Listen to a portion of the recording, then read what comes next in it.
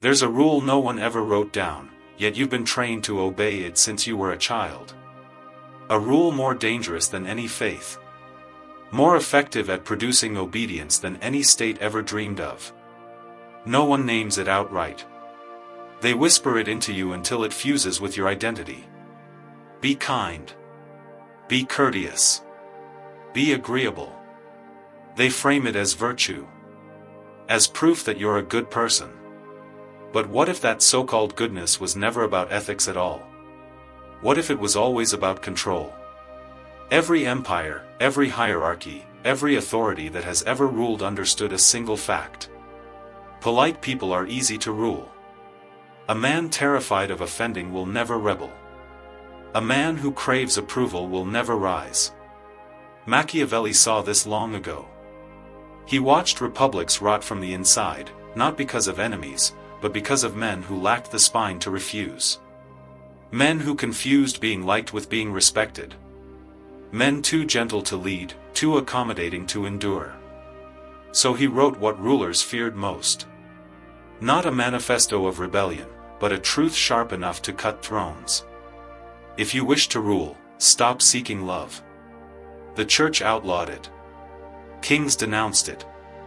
Because it revealed what they relied on most. That niceness is a leash. And here you are, 500 years later, still wearing it willingly. Saying sorry when you're innocent. Smiling at jokes made at your expense. Accepting demands that drain you dry. Afraid of being labeled rude. Look closely. Every powerful man you admire, every leader, every conqueror, every man who shapes his own fate shares the same quality. He is willing to be disliked. He does not hunt for approval. He demands respect.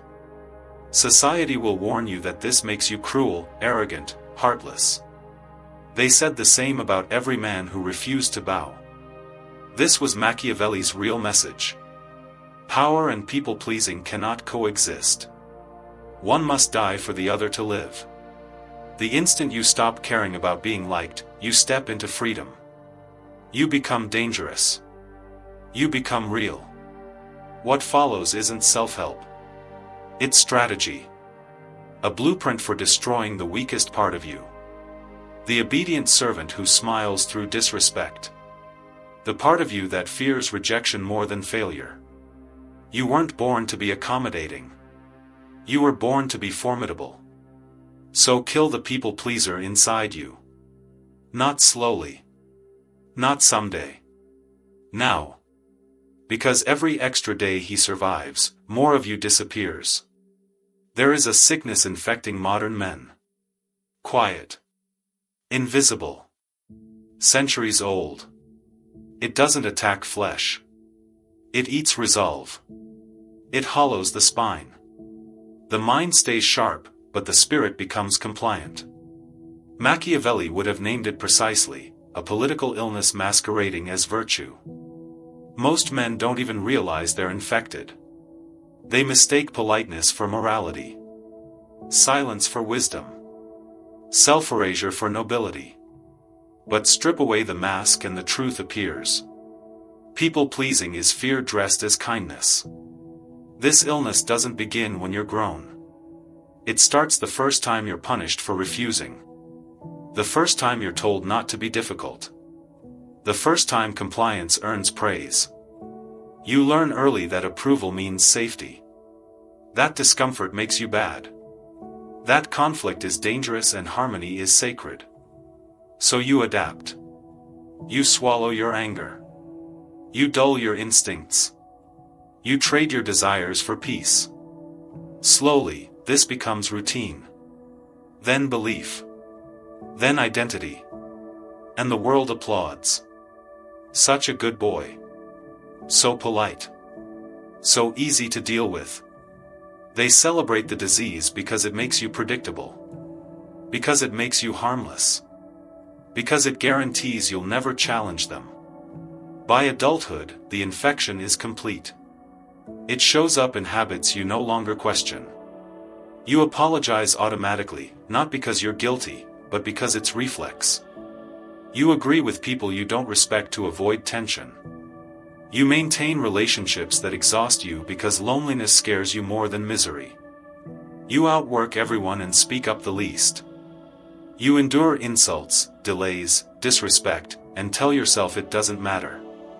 Everything becomes not a big deal until your entire life is nothing but that. And while you shrink, the people around you keep taking, demanding, expecting. Because this disease doesn't make others kinder. It makes them bolder. You think people value your niceness. They don't. They read it. Inability to say no signals a lack of boundaries. Fear of conflict signals weakness. Constant availability signals low value. Humans don't respond to kindness. They respond to limits. To consequences. To boundaries. A man without boundaries cannot earn respect. He can only beg for it, usually without realizing he's begging. This is the fatal error of the people pleaser. He tries to purchase respect with generosity. But generosity is free. And what costs nothing is valued accordingly. The world rewards firmness, not softness. Scarcity, not excess. Strength, not compliance. Deep down, every man knows this. Even the people pleaser. That's why he feels tired. Overlooked. Disrespected. He's living in a fantasy while everyone else operates in reality. The trap is psychological. The people pleaser isn't just kind. He's addicted. Addicted to approval. Addicted to peace. Addicted to avoiding discomfort. Each yes brings a brief relief. A fleeting sense of safety. At least no one is upset. But the price is spiritual erosion. He sells self-respect for harmony. Integrity for approval. Tomorrow for comfort today. And worst of all, he believes this makes him good. There is nothing noble about weakness. Nothing moral about smiling while lying.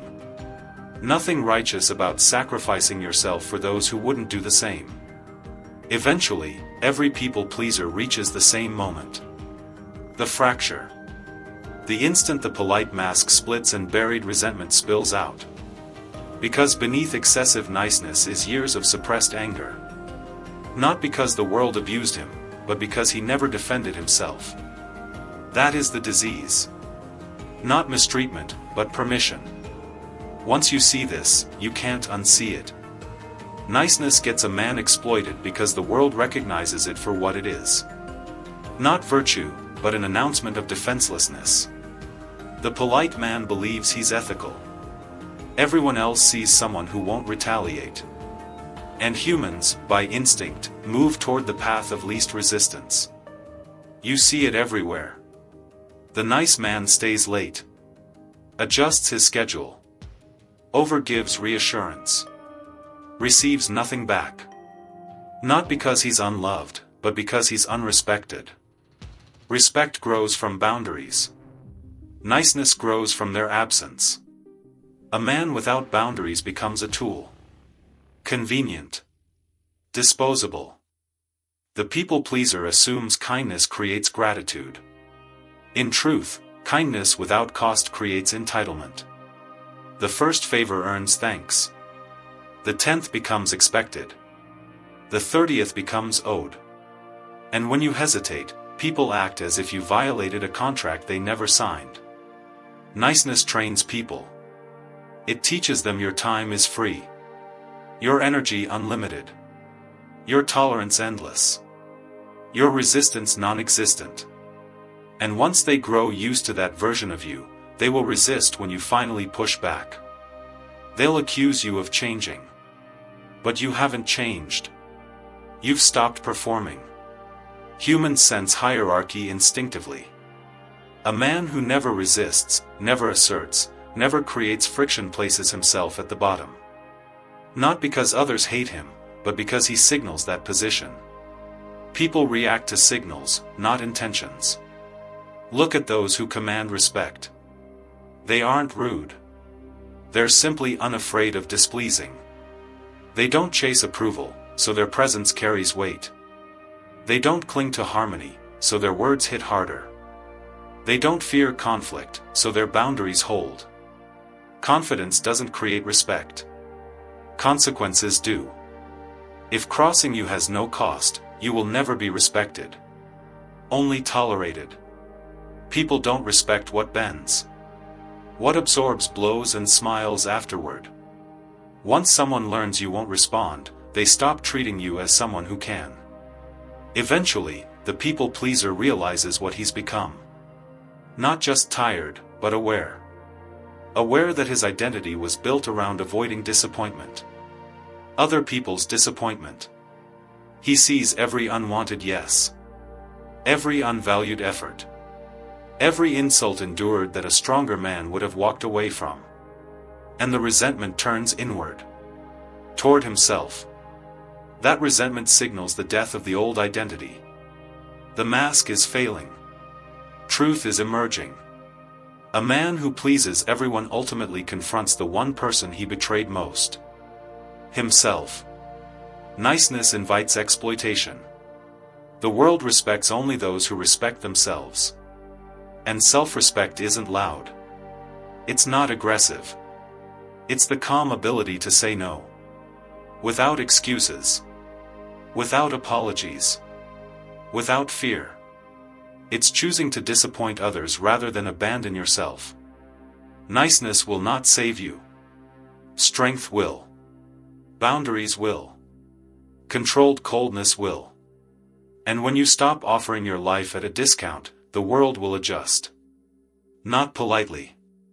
Not happily. But inevitably. Because people only stop using you when you stop being usable. Rudeness was vilified intentionally. Not because it's unethical, not because it causes damage, but because it disrupts systems that depend on your compliance. From the moment you learned to speak, you were trained to believe that rudeness was the worst social offense. Worse than deception. Worse than manipulation. Worse than cowardice. Even a trace of firmness was corrected. Any hint of backbone was called attitude. Cruelty was never the concern. What they feared was someone who could refuse without apologizing. Because a man who can say no is a man who cannot be managed. At its core, rudeness is nothing more than a refusal to accommodate. It is the denial of the silent expectation that you must always be agreeable. It is the capacity to let others down. And that, more than anything else, is where its power lies. The world does not yield to those who seek approval. It yields to those who refuse to yield. The people who get what they want are not the ones who keep everyone at ease. They are the ones who refuse to be overlooked. A firm voice is interpreted as strength. A clear statement reads as authority. A straightforward refusal registers as a threat. Even minor acts of blunt honesty instantly alter the psychological balance. Assumptions disappear. Demands soften. People recalibrate, because you are no longer predictable. You are no longer flexible. You are no longer safe. And human beings instinctively respect what they cannot anticipate. This is why rudeness feels empowering. It's not about harsh words. It's about the boundary they represent. You've witnessed this pattern repeatedly. The coworker who says, "I'm not doing that," is treated with more status than the one who smiles and agrees. The man who declines an invitation becomes more intriguing than the one who accepts everything. The woman who says, "That doesn't work for me," is valued more than the one who silently endures. No one admits this openly, but everyone responds to it instinctively. The one who refuses is the one with value. And value is never ignored. True rudeness is simply the courage to place yourself first without hiding it. It isn't performance. It isn't cruelty. It isn't hostility. It's clarity. A man willing to speak bluntly sends a disturbing signal. He cannot be steered by guilt. And guilt is society's preferred weapon.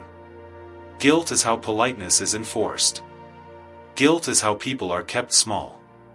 The moment guilt stops working on you, the entire hierarchy reverses. Others begin adjusting to you. Here's the psychological truth rarely taught. Rudeness is tolerated in the powerful and punished in the weak. When a leader snaps, it's labeled intensity. When a dominant personality speaks plainly, it's called confidence. When a timid man does the same, it's labeled disrespect. Why? Because strength authorizes rudeness. Weakness does not. This is why kindness elevates a powerful man but undermines a weak one. One offers kindness by choice. The other offers it to survive. One earns respect. The other invites exploitation. Rudeness changes this immediately. It announces, my kindness is no longer automatic. It creates resistance. And resistance forces people to reconsider how they treat you. Blunt speech raises the cost of engagement. Polite refusal raises it higher. Stating boundaries without apologies raises it to where it belongs. You are no longer the discounted version of yourself. You are full price. This is why rudeness feels freeing. Because instead of pleading for dignity, you begin enforcing it. Most people aren't ready for that shift. They expect the old you. The agreeable one. The gentle one. The predictable one. When they meet your new tone, they'll label you rude, arrogant, difficult. They're not describing your actions. They're reacting to their lost access. Rudeness is what happens when you close doors they once walked through effortlessly. Once they realize you're no longer afraid of disappointing them, everything changes. They adapt. They pause before asking. They withdraw demands. They approach with caution. They take your time seriously. They choose their words carefully. They become more respectful. Not because you softened, but because you became someone they cannot push. That is the real power of rudeness. It restores equilibrium. It brings you back to yourself. It declares that your life is no longer communal property. You stop being the padding that absorbs every hit and become the structure that does not move. In a world driven by pressure and expectation, nothing is more powerful than the man who refuses to bend. Learning to be disagreeable isn't about becoming hostile. It's about reclaiming authority you gave away without noticing. You were taught that being easygoing made you admirable.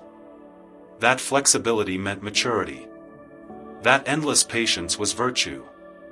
The truth is harsher and simpler. A man who fears disagreement is a man who fears himself. And a man who fears himself will never be powerful. The first step toward becoming formidable is realizing that conflict is not danger. It is data. Most people avoid disagreement not because they are peaceful, but because they are brittle. They fall apart when challenged. They panic when approval wavers. They retreat as soon as tension appears, believing tension itself means they are wrong. This is the conditioning that must be dismantled. You must learn to stand inside disapproval. Let others feel annoyed. Let them misunderstand you. Let them be disappointed. Their emotions are not your duty. Their expectations are not your orders. Their reactions are not your weight to carry. You are not here to manage comfort. You are here to guard sovereignty. Once the impulse to immediately appease fades, something unexpected happens. You notice how rarely disagreement turns dangerous. People push hardest when they believe you'll collapse quickly. When you stop collapsing, they stop pushing. The threat was never real. The danger was imagined. And when you face it, you realize you were living under a spell cast by insecurity. The next phase is practicing blunt truth. Not cruelty. Not emotional aggression. Just honesty without the sweetener you've relied on your entire life. This doesn't work for me. I'm not available. That isn't my responsibility. I disagree. Simple sentences. Yet to a people pleaser, they feel explosive. And they are. They destroy the version of you that survived through softness. They break expectations.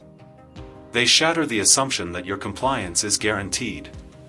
At first, guilt will surface. You'll feel the urge to over-explain, to soften your delivery, to make sure no one is offended. Do not retreat into that reflex. You are not tasked with managing reactions. You are tasked with maintaining truth. And truth is simple. With time, a new identity forms. One that doesn't use politeness as armor. You choose silence over appeasement. You value your comfort more than the comfort of those who drain you. You stop volunteering unnecessarily. You stop accepting invitations out of obligation. You stop pretending agreement when your mind is on fire with dissent. And quietly, without ceremony, you become someone shaped by internal standards rather than external pressure. People will notice. Some will admire you more. Others will resent you. Those who benefited from your softness will accuse you of becoming cold, selfish, rude. Remember this. When you stop sacrificing yourself, others will call it betrayal. Their disappointment is not evidence of wrongdoing. It is proof that you stopped doing what was wrong. The final transformation comes when you understand that disagreeableness, the ability to stand firm, to refuse, to confront, is the foundation of all power. Every respected individual shares this trait. They are willing to create friction. They do not chase harmony. They do not fear tension. They do not reshape themselves to fit the room. They allow the room to adjust to them. When you become this person, your presence shifts. People speak differently around you. They anticipate your boundaries. They treat your time as valuable. They hesitate before placing demands on you. They do not assume access. They do not assume agreement. They do not assume compliance.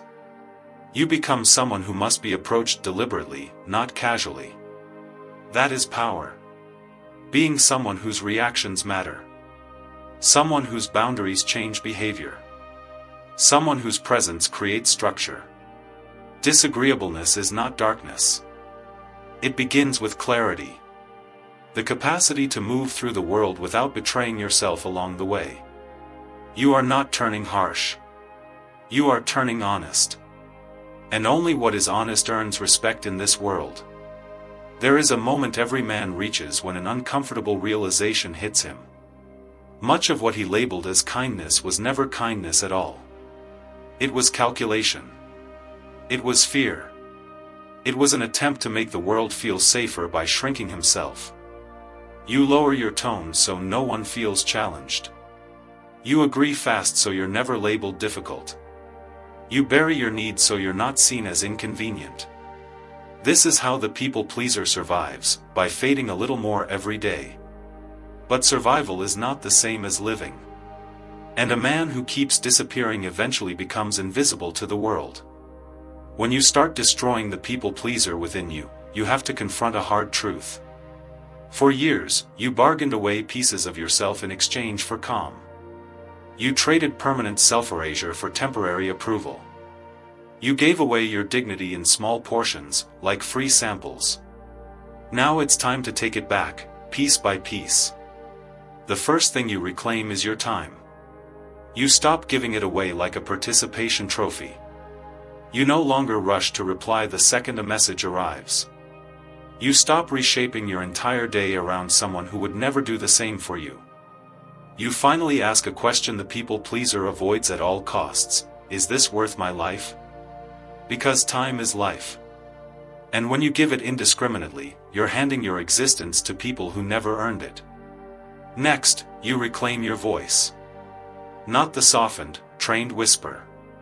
Your real voice, the one that speaks truth without shaking. You begin saying when you disagree. You state your preferences without apologizing. You stop lying just to keep the peace. You stop pretending things are fine when they aren't. This alone changes how people treat you, because honesty shatters the role they assigned you. Then you reclaim your presence. You stop entering rooms like a visitor in your own life. You stop hunching your body to appear harmless. You stop nodding along just to seem agreeable. Your energy shifts from, "I hope I belong," to, "I'm willing to stand alone." And that shift is felt immediately. Presence isn't about volume. It's about fullness. The world senses when you stop hiding from yourself. Then comes the hard part. You reclaim your standards. The people pleaser has none. He accepts scraps and convinces himself they're a feast. He endures disrespect and calls it patience. He stays where he is drained and names it loyalty. But a man with standards filters his world. He stops trying to keep everyone. He becomes selective. He leaves when something feels wrong instead of negotiating endlessly over what should never be tolerated. This is where people start falling away. Not because you've turned cruel, but because you've stopped being convenient. The moment you develop standards, others are required to put in effort. And effort exposes who truly values you. The ones who disappear were never loyal to you, only to your compliance. Let them go. Their absence makes room for those who see you as a human being, not a tool. The most critical thing you reclaim is inner permission. Permission to take up space. Permission to disappoint. Permission to say no without shame. Permission to choose yourself without apology. When you grant yourself that, you become untouchable in a way no bravado ever could. You stop chasing validation because you give it to yourself. You stop fearing abandonment because you no longer abandon yourself. This shift doesn't make you heartless. It makes you sovereign. A man who governs himself is dangerous, because he is no longer controlled by others' emotions, strangers' opinions, or manipulative pressure. He follows internal laws, not external demands. As this version of you comes forward, something interesting happens.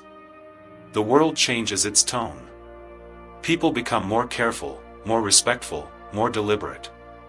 They don't enter your life casually anymore. They don't assume your compliance. They approach knowing you have a spine now, and that spine has a price. This is the beginning of power. Not power over others, but mastery over yourself. The man who commands himself shapes his environment.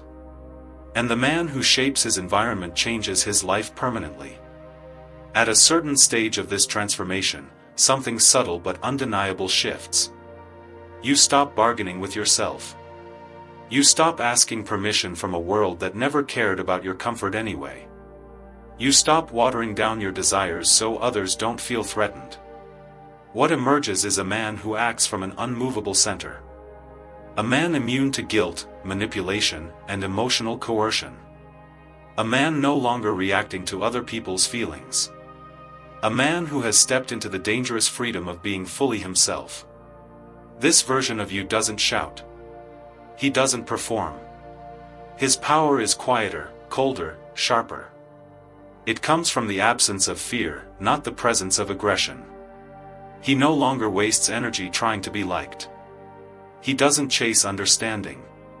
He doesn't soften truth to ease discomfort. He simply exists as he is, and that alone alters every room he enters. People notice before you speak. There's weight to you now. Gravity. You move like someone who has stopped minimizing himself. You don't rush to fill silence. You don't fake warmth. You don't perform enthusiasm. Your stillness speaks louder than your old self ever could. The world responds differently because you no longer signal weakness. You become a mirror. The strong respect you. The insecure fear you. Those who fed on your softness resent you. None of it touches you anymore. Your self-worth is no longer external. It lives inside you, protected, unreachable. Being unapologetic doesn't mean you stop caring. It means you stop contorting yourself. You stop sacrificing yourself to preserve a peace that always demanded too much. You no longer fear being misunderstood because you finally understand yourself. You no longer fear solitude because you enjoy your own company. You no longer fear disappointing others because you stop disappointing yourself. This shift unsettles the world because it removes their leverage. They can't guilt you. They can't pressure you. They can't shame you into obedience. Your need for approval is gone, so it can't be used against you. You've stepped outside the mental cage they spent years building. And real freedom makes you unpredictable. Your relationships change. You stop tolerating half-effort. You stop accepting conditional respect. You stop entertaining people who only appear when they need something. The moment someone realizes you won't beg, bend, or cling, the dynamic either cleanses itself or collapses. Those who stay treat you with the seriousness you always deserved. Those who leave were feeding on your weakness, not your warmth. Your decisions change. You stop defaulting to the safe choice. You stop sacrificing your progress to keep others comfortable. You stop shrinking your ambitions to maintain harmony. Every decision becomes sharper, cleaner, more truthful. You begin constructing a life aligned with who you are, not who you pretended to be. Your standards evolve. You stop explaining why something is unacceptable. You stop repeating yourself. You stop negotiating with people acting in bad faith. You don't raise your voice, because volume is for men without power. You simply walk away. And walking away becomes your loudest act of self-respect. The rise of the unapologetic self is not explosive. It's quiet. It's the death of the boy who needed approval and the birth of the man who doesn't. It's the end of the psychological servitude you carried since childhood. It's the collapse of an identity that made you useful to everyone but yourself. Once this shift occurs, something irreversible happens. You stop living reactively and start living by design. You build. You choose. You define. You lead. You stop waiting to be chosen. You choose yourself first and let the world adjust. This version of you is not rude. He is undeniable. Not aggressive, but immovable. Not cruel, but unbreakable. You've come too far. You've seen what most people avoid their entire lives. You watched your old self crack, collapse, and finally disappear. And now you stand as someone the world can no longer shape, shame, or control. But remember this, transformation is not a moment. It's a war. Every day, the world will try to pull you back into the old role. The compliant one. The quiet one. The useful one. You refuse. You hold your ground. You guard your voice. You choose yourself, again and again. Because the rise of the unapologetic self is not temporary. It's permanent.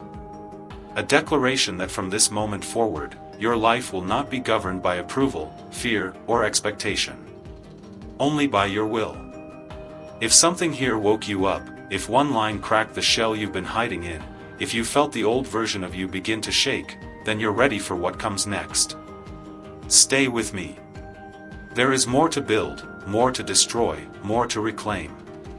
Like the video, subscribe, and step into the next chapter with the same unapologetic force you found here today.